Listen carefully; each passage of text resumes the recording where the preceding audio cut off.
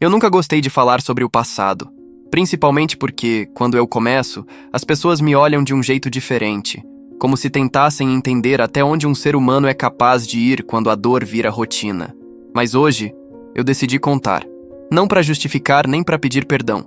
Eu conto porque, às vezes, a única forma de seguir em frente é abrindo a ferida de novo, só que dessa vez, para deixá-la cicatrizar. Antes de começar, comenta aí de onde você está assistindo esse vídeo. Quero ver. Até onde essa história vai chegar? Qual cidade? Qual país? Porque, sinceramente, nunca imaginei que um dia alguém fosse ouvir a minha voz depois de tudo o que aconteceu. Meu nome é Rafael. Eu nasci e cresci em Recife, no bairro de Casa Amarela. E quem conhece lá sabe. É um lugar cheio de vida, de barulho, de gente falando alto e de vizinho que sabe mais da sua vida do que você mesmo. Eu gostava disso, do som da rua, das risadas, das crianças jogando bola na calçada. Mas dentro da minha casa, o silêncio era diferente. Um silêncio pesado, daqueles que doem nos ossos. Eu tinha 10 anos quando meu pai morreu num acidente de moto. Minha mãe, Dona Lúcia, ficou viúva nova, com 30 e poucos anos e um filho para criar. Ela era guerreira, dessas mulheres que acordam antes do sol nascer e só param quando o corpo não aguenta mais. Trabalhava como auxiliar de cozinha num restaurante no centro. Mesmo com pouco, ela fazia tudo para que eu tivesse o básico, e um pouco de carinho também, quando dava. Mas foi quando ela conheceu o Roberto que tudo começou a mudar. No começo, ele parecia um anjo. Ajudava em casa, trazia frutas do mercado, brincava comigo, consertava as coisas. E minha mãe, que já não sorria há anos, voltou a sorrir. Eu lembro do brilho no olhar dela. Eu lembro da sensação de alívio que sentia por ver alguém cuidando dela, sabe? Mas esse tipo de paz, às vezes, vem com prazo de validade. Com o tempo, o Roberto começou a mostrar quem ele realmente era. Um homem que se achava dono do espaço, dono da palavra, dono da vontade de todo mundo. Ele começou controlando o que minha mãe vestia, depois o horário que ela chegava, depois os amigos com quem falava, e quando eu percebi, ela já não era mais a mesma mulher. Naquele tempo, eu era adolescente, cheio de raiva do mundo e sem saber o que fazer com ela. Eu via as marcas, via o olhar cansado dela e sentia uma impotência que me queimava por dentro. Eu queria proteger minha mãe, mas era como se eu estivesse preso num pesadelo em que gritar não adiantava nada. Eu lembro de um domingo à tarde. A gente estava almoçando e ele começou a reclamar do tempero da comida. Coisa boba. Mas o tom dele mudou, e do nada a tensão tomou conta da mesa. Eu olhei para minha mãe e vi ela tremendo, com a mão firme no garfo, tentando disfarçar. Ele percebeu, riu, e eu senti uma raiva que subiu seca, sem aviso. Bati na mesa, olhei para ele e disse: "Por que você fala com ela desse jeito?" O silêncio que veio depois foi o mais longo da minha vida. Ele levantou devagar, me olhou de cima a baixo e disse: "Cuidado, moleque. Aqui dentro quem manda sou eu." Minha mãe tentou mudar de assunto, tentou sorrir, mas o clima ficou congelado. Depois daquele dia, ele nunca mais me olhou do mesmo jeito. Era como se tivesse me marcado, como se estivesse esperando o momento certo para se vingar daquele olhar que eu dei para ele. O tempo passou, e as coisas só pioraram. Minha mãe se afundou no medo. Começou a inventar desculpas para ele, dizia que era o estresse, que ele estava nervoso, que as coisas iam mudar, mas eu sabia que não iam. Eu comecei a passar mais tempo fora de casa, inventava cursos, trabalhos, qualquer coisa para não estar lá, mas sempre voltava, porque não conseguia abandoná-la. O problema é que, quando a gente vive cercado por medo por tempo demais, o medo começa a parecer normal, e foi essa normalidade que me destruiu. A virada aconteceu numa noite de quarta-feira. Eu estava voltando da oficina onde trabalhava como ajudante. Eram quase 10 da noite. Quando cheguei, vi a luz da sala acesa e a porta entreaberta. Chamei: "Mãe!" Silêncio. Chamei de novo. Nada. Entrei. E o que eu vi, não dá para descrever. Só sei que naquele momento o tempo parou. Tudo o que eu lembro é do barulho do meu coração, das mãos tremendo e da minha mente repetindo uma frase que ecoa até hoje. Agora ela tá livre. E é aqui que muita gente acha que sabe o que aconteceu. Mas o que ninguém entende é que a liberdade, às vezes, vem coberta de culpa. Eu não vou entrar em detalhes porque não é sobre o ato. É sobre o que vem depois. O vazio, o silêncio, o peso de saber que, mesmo tendo feito o que achava certo, você cruzou uma linha que não tem volta. Os vizinhos chamaram a polícia. Eu fiquei parado na calçada, olhando para o céu, sem saber o que dizer. Quando os policiais chegaram, eu só falei: "Agora ela tá livre." E deixei que me levassem. Naquela noite, a cidade dormiu como se nada tivesse acontecido. Mas dentro da viatura, eu senti que algo em mim tinha morrido junto com aquele dia. Fui preso, tinha 19 anos. E ali, dentro de uma cela fria, entre o cheiro de ferro e o eco das vozes, eu percebi que a justiça dos homens nunca entende a justiça do coração. Durante o julgamento, pintaram minha história como se eu fosse um monstro. Ninguém quis saber o que levou um filho a fazer o que fez. Só viram o resultado. Ninguém quis ouvir o que aconteceu antes, nas noites em que o medo dormia com a gente. Passei 4 anos, preso. 4 anos que pareciam uma vida inteira. No começo, eu odiava tudo e todos. Depois, comecei a entender que o ódio era o que me mantinha preso de verdade. Conheci pessoas lá dentro que tinham histórias parecidas. Homens que só queriam proteger alguém, mas foram julgados como feras. Foi lá que eu entendi que o sistema não quer saber de justiça. Quer número, quer estatística, quer exemplo. Mas o tempo passa e a dor muda de forma. Hoje, 10 anos depois, eu tô aqui contando essa história. Não para buscar pena nem para justificar. Eu conto para que alguém, em algum lugar, entenda que o silêncio nunca é a resposta.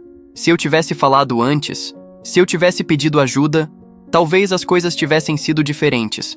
Mas naquela época, eu era só um garoto tentando salvar a única pessoa que me restava. E a liberdade que eu achava que viria, custou tudo. Quando eu saí, o sol parecia outro. 4 anos é tempo suficiente para esquecer o cheiro da rua, o som das vozes, o gosto da liberdade. Mas também é tempo suficiente para entender que o mundo segue, mesmo quando você para. Eu saí com 23 anos, sem ninguém para me esperar. Minha mãe já não estava mais aqui e eu não sabia nem por onde começar.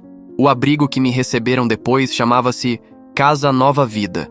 Um desses lugares onde colocam gente que precisa de recomeço, mas ninguém realmente acredita que vai mudar.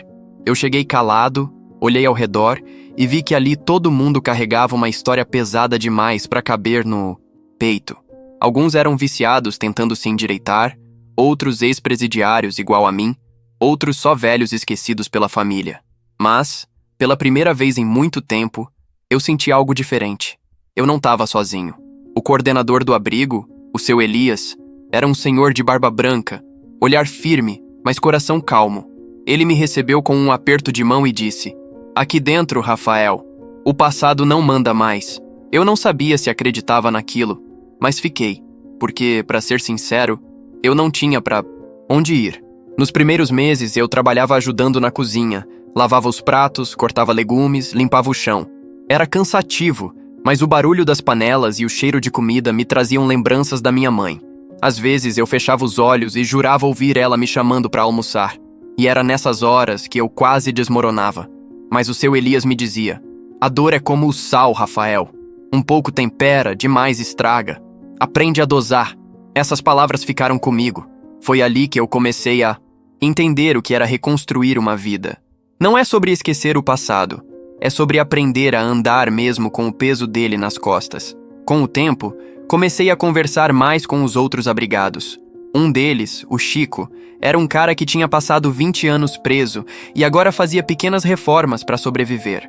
Um dia, ele me chamou para ajudá-lo numa obra e disse: "Homem de verdade não é o que levanta a voz, é o que levanta a parede." Eu ri, mas aceitei o convite.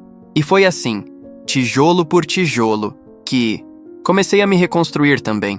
O trabalho virou terapia. Cada parede levantada era como um pedaço de mim se reerguendo. Eu comecei a gostar daquilo. Fui aprendendo rápido, pegando o jeito, e logo comecei a ser chamado para trabalhar em outras obras. Ganhava pouco, mas ganhava limpo. E isso para mim já era vitória. Mas o passado tem um jeito estranho de voltar, mesmo quando a gente acha que deixou ele para trás. Um dia, enquanto trabalhava numa reforma no centro de Recife, vi uma mulher passando na calçada.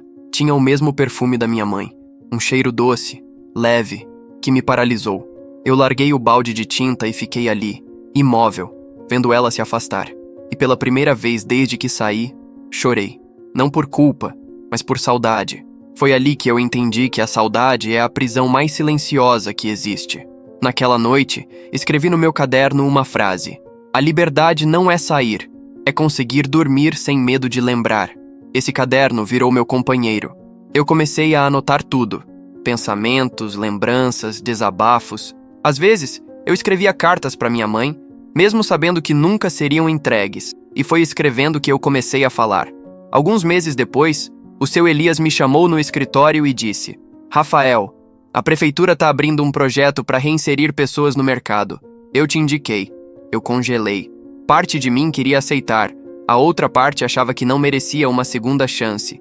Mas ele olhou para mim com aquela calma que só os sábios têm e disse: "Se Deus ainda te dá fôlego, é porque ele não desistiu de você."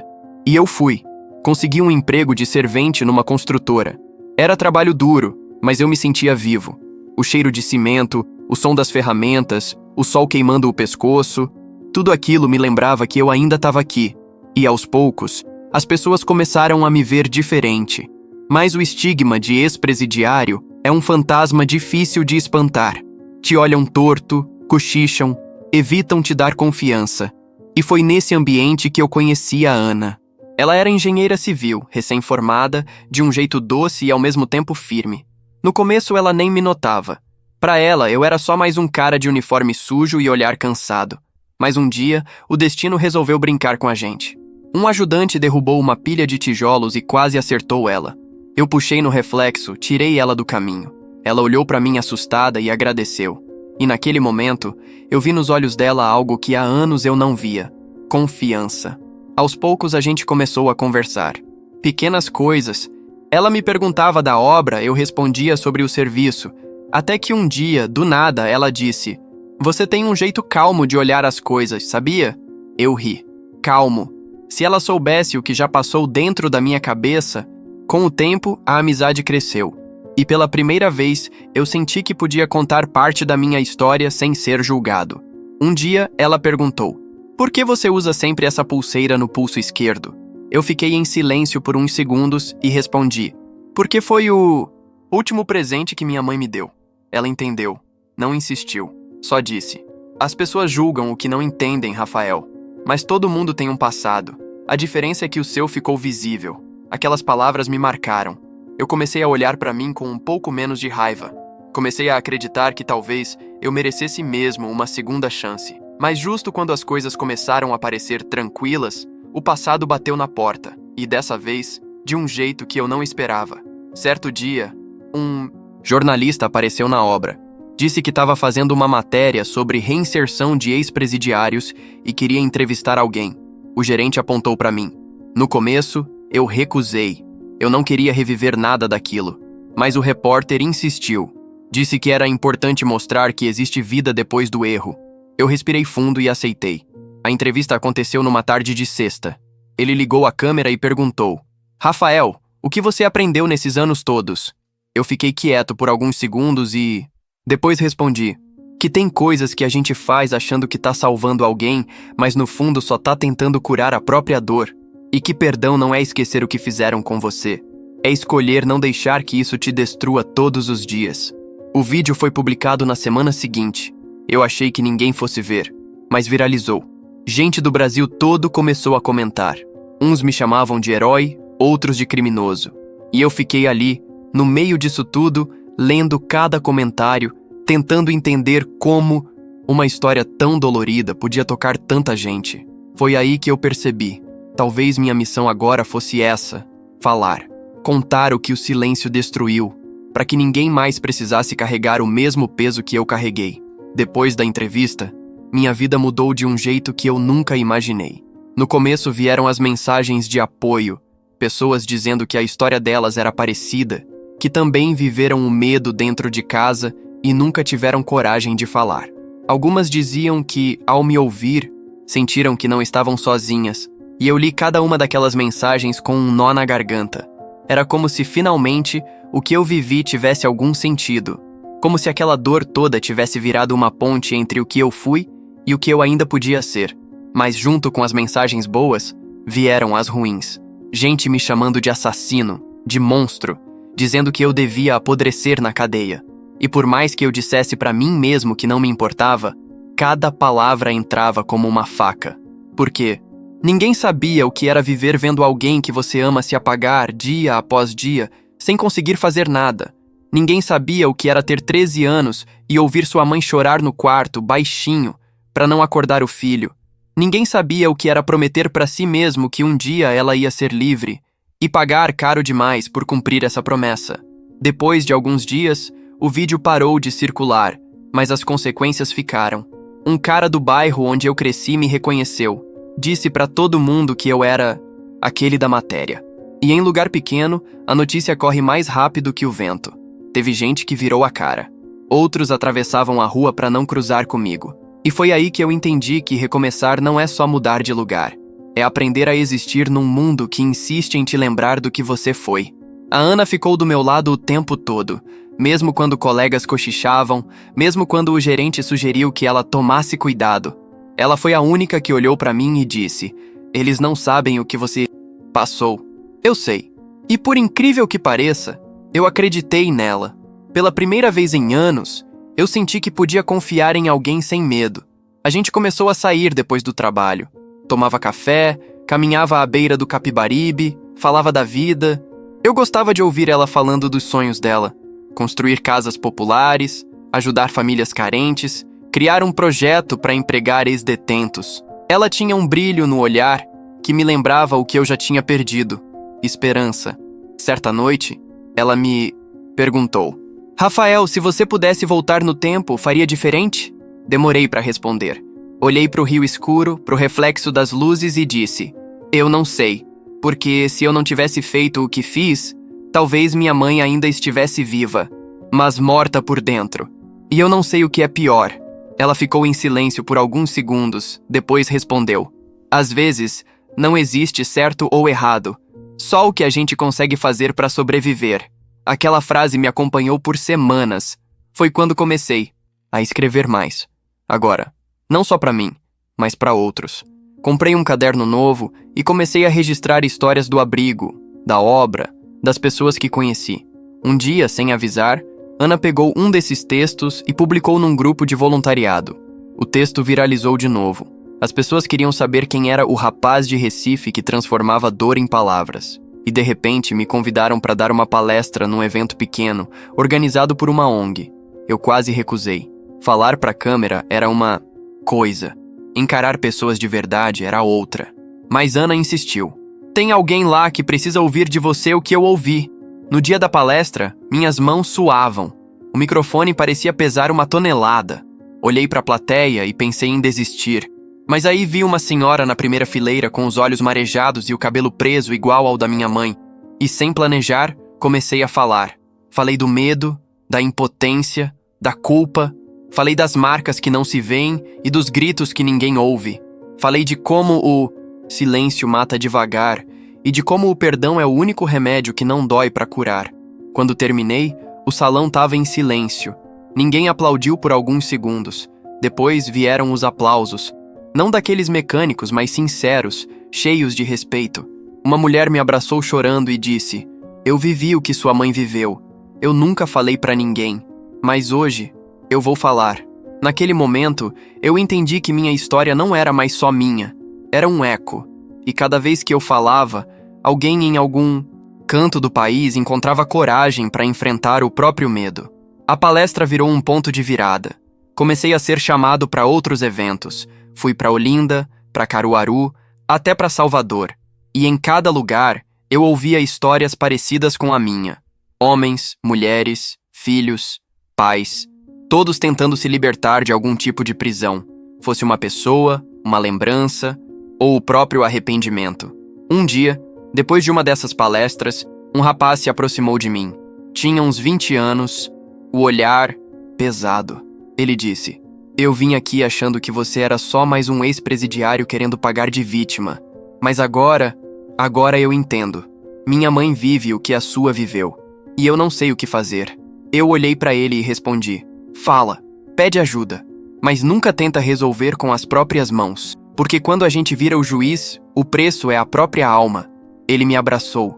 E naquele abraço, eu senti um tipo de paz que eu não sentia há muito tempo. A paz de alguém que, mesmo sem redenção total, tinha encontrado propósito. Mas como tudo na vida, a luz sempre traz a sombra junto. Quanto mais minha história se espalhava, mais gente começava a procurar por detalhes. Jornalistas, curiosos, até parentes do passado. Um dia, recebi uma carta sem remetente. Dentro só uma frase. Ela te perdoaria. Não tinha assinatura. Só aquilo. Aquilo me desmontou. Fiquei dias pensando em quem poderia ter mandado. Um parente? Um vizinho antigo? Ou será que era apenas o universo me dando o sinal que eu precisava? Para finalmente me perdoar também? Foi nessa época que eu comecei a visitar o mar. Todo domingo eu ia até Boa Viagem e ficava olhando o horizonte, sentado na areia, com os pés enterrados na beira d'água. Lá, eu conversava com ela. Não em voz alta, mas em pensamento. Dizia: "Mãe, se você tá vendo isso, saiba que eu tentei. Eu tentei fazer o que achei certo, mesmo que tenha errado no caminho. E às vezes eu juro, sentia o vento mudar, como se ela respondesse. Não com palavras, mas com aquela calma que ela sempre teve quando colocava a mão no meu ombro e dizia: vai ficar tudo bem, meu filho. Hoje, quando eu olho para trás, eu vejo que a minha história nunca foi sobre vingança. Foi sobre amor. Um amor que tentou salvar, mesmo sem saber como. E se eu tô aqui, vivo, falando com vocês, é porque aprendi que o amor, quando mal compreendido, pode destruir, mas quando é curado, ele liberta. Depois daquele período, algo dentro de mim começou a mudar de forma mais profunda. Eu já não sentia aquela urgência de justificar o passado. Eu só queria viver o presente, simples, leve, real. E pela primeira vez, isso parecia possível. A Ana ainda fazia parte da minha vida, e a cada dia ela me mostrava que o amor verdadeiro não vem para salvar, mas para caminhar junto. Ela nunca tentou apagar o que eu fui. Pelo contrário, ela me ajudou a entender que o que aconteceu fazia parte da minha história, e que negar isso era o mesmo que negar a mim mesmo. A gente acabou se mudando para um pequeno apartamento em Olinda. Era um lugar simples, com as paredes pintadas de branco e uma janela que dava para o mar. Às vezes eu acordava antes do sol nascer, fazia café e ficava só olhando o dia clarear. Foi nesse silêncio que eu aprendi que paz não é ausência de barulho. É quando o barulho não te incomoda mais. Com o tempo, comecei a me envolver mais com projetos sociais. Fui convidado para trabalhar com uma ONG que ajudava jovens em situação de vulnerabilidade, principalmente os que saíam do sistema prisional. O coordenador me chamou justamente por causa da minha história. Disse que eu poderia ser o exemplo que aqueles meninos precisavam. No começo, eu não sabia como agir. Entrar num abrigo e ver aqueles rostos jovens, muitos com o mesmo olhar que eu tinha anos atrás, me quebrava por dentro. Eu via neles a raiva, o medo, a confusão. Alguns ainda acreditavam que o mundo devia algo a eles. Outros já tinham desistido de tudo. E ali, entre aquelas paredes marcadas e aqueles olhares duros, eu encontrei um propósito. Eu comecei a conversar com eles, não como professor ou palestrante, mas como alguém que já tinha estado do outro lado. Dizia: eu sei o que é acordar com raiva do mundo.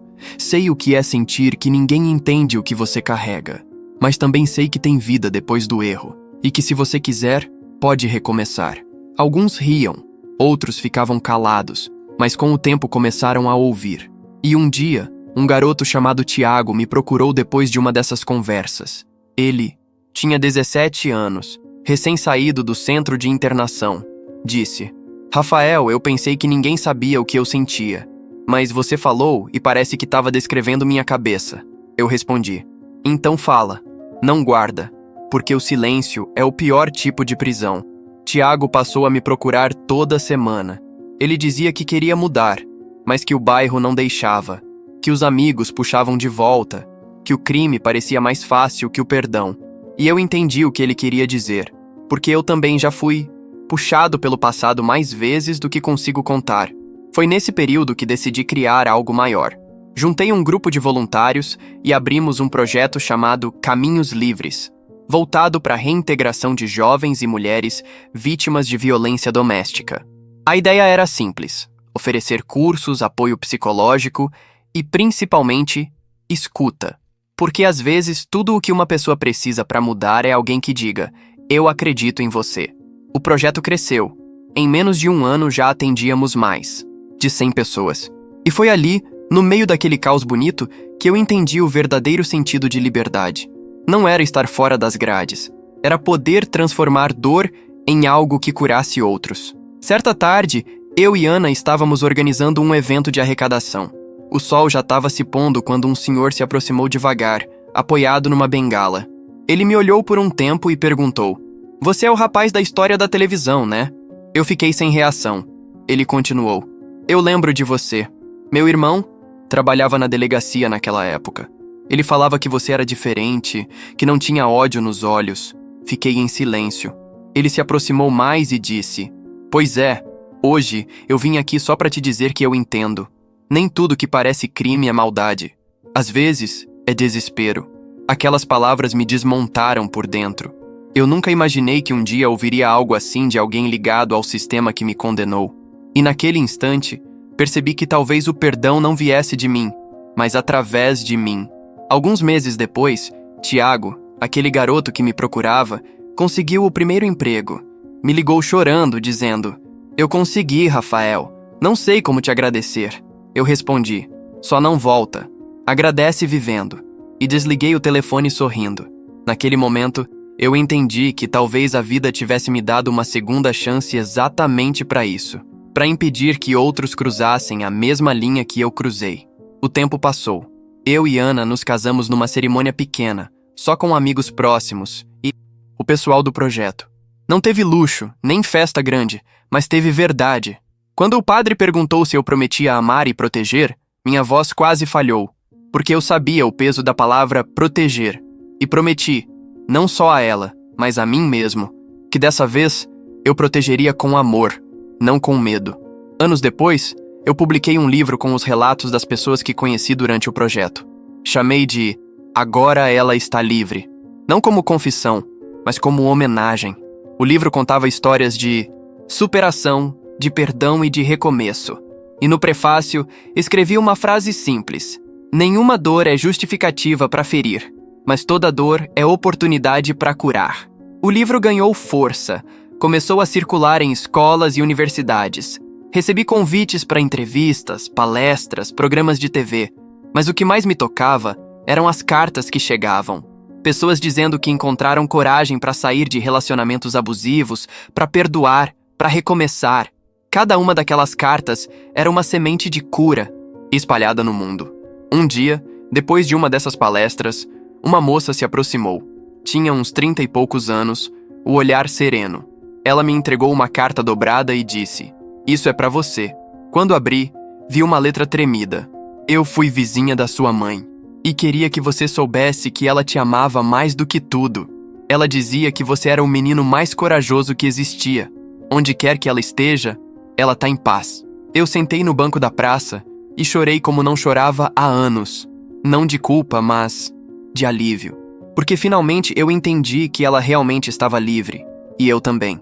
Hoje, quando eu falo nas palestras, sempre termino dizendo a mesma coisa. Eu não sou exemplo, eu sou consequência. Porque tudo o que eu vivi foi o resultado de escolhas feitas no limite da dor. Mas também sou prova de que o amor é capaz de transformar até o erro em aprendizado. Se você chegou até aqui ouvindo essa história, eu quero que comente aí embaixo: eu escolho a paz. Porque é isso o que falta no mundo. Paz dentro da gente. Paz no olhar. Paz para começar de novo. E se essa história te tocou de alguma forma, compartilha. Vai que ela chega em alguém que tá preso em silêncio, achando que não existe saída. Porque existe. E às vezes, ela começa justamente quando a gente tem coragem de contar o que viveu. Depois daquela palestra, em que mais uma vez eu contei minha história e vi nos olhos das pessoas algo que eu nunca pensei em ver: compaixão. Eu voltei para casa com o coração leve. Era noite. O vento soprava do mar e o barulho das ondas parecia responder aos meus pensamentos. Ana dormia no sofá com um livro aberto sobre o colo e por um instante eu fiquei parado, só observando. Aquela imagem me atravessou como uma oração silenciosa, porque foi ali que eu percebi de verdade que o amor é o único abrigo onde o passado não tem poder. Sentei do lado dela, fechei o livro e fiquei olhando o teto. Pensei em tudo o que vivi, em cada noite no abrigo, em cada dia na cela, em cada lágrima que engoli sozinho. Pensei em quantas vezes eu achei que não ia aguentar. E ainda assim, estava ali, vivo, respirando, com alguém que me amava sem tentar me consertar. Acho que é isso que a gente passa a vida procurando sem saber o nome. Um lugar onde a gente pode simplesmente ser.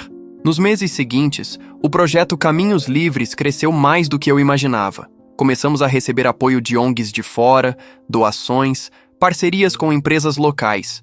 E com cada nova pessoa que chegava, eu via o ciclo se repetindo. Dor, medo e depois, esperança. Eu aprendi que toda dor quer ser ouvida e que o silêncio, o mesmo que quase destruiu minha mãe, é a arma mais perigosa que existe. Um dia, eu fui convidado para dar uma palestra numa escola pública em Paulista. E foi ali que uma das cenas mais fortes da minha vida aconteceu. Enquanto eu falava sobre recomeço, vi um garoto na terceira fileira de cabeça baixa, o olhar fixo no chão. Quando o evento acabou, ele veio até mim e disse: "Eu não ia vir hoje. Eu já tinha decidido que não valia mais a pena. Mas o que você falou me segurou aqui." Eu perguntei o nome dele. "Vinícius." Ele respondeu. "Tenho 15 anos." Eu coloquei a mão no ombro dele e disse: "Eu também pensei em desistir um dia, Vinícius. Mas o mundo sempre muda de forma quando a gente escolhe ficar." A diretora da escola chorava no canto. E eu fiquei ali, parado, tentando entender como uma história que começou com dor podia acabar salvando alguém. Foi ali que eu descobri o verdadeiro poder das palavras. Elas não apagam o passado, mas podem iluminar o caminho de quem ainda anda no escuro. Alguns anos depois, a vida me levou para outros estados. Passei por Alagoas, Bahia, Pará, levando o projeto, conhecendo histórias, colhendo dores e transformando em voz. Em cada lugar, uma lembrança nova. Em cada rosto, um reflexo de quem eu fui. Mas acima de tudo, um propósito. Mostrar que o erro não precisa ser sentença, pode ser recomeço. Durante uma viagem a Salvador, aconteceu algo que me marcou para sempre. Depois de uma palestra, uma mulher se aproximou, de cabeça coberta com um lenço colorido, e me entregou uma fotografia antiga. Era uma mulher parecida com minha mãe, sorrindo. No verso da foto, escrito à mão: "Para Rafael, com carinho. Sua mãe era luz, e a luz dela ainda vive em você." Era da irmã de uma funcionária do restaurante onde minha mãe trabalhou nos últimos anos de vida. Ela disse que minha mãe sempre falava de mim, que dizia para todos: "Meu menino vai mudar o mundo. Ele só precisa entender o tamanho do coração que tem." Eu segurei aquela foto com as mãos tremendo. Era como se, depois de tantos anos, o tempo tivesse dado uma volta inteira para me devolver um pedaço que faltava. Abracei a mulher, sem conseguir falar. Naquela noite, eu dormi com a foto ao lado da cama. E quando acordei, senti uma paz tão grande que parecia não caber em mim. Era como se finalmente tudo tivesse se encaixado. De volta a Recife, comecei a escrever de novo. Mas dessa vez, não sobre dor, sobre cura. Escrevi sobre o Tiago, sobre o Vinícius, sobre a Ana, sobre o seu Elias do abrigo, sobre cada alma que cruzou meu caminho. E percebi que, mesmo sem querer, a vida me transformou num contador de histórias. Não as minhas, as nossas.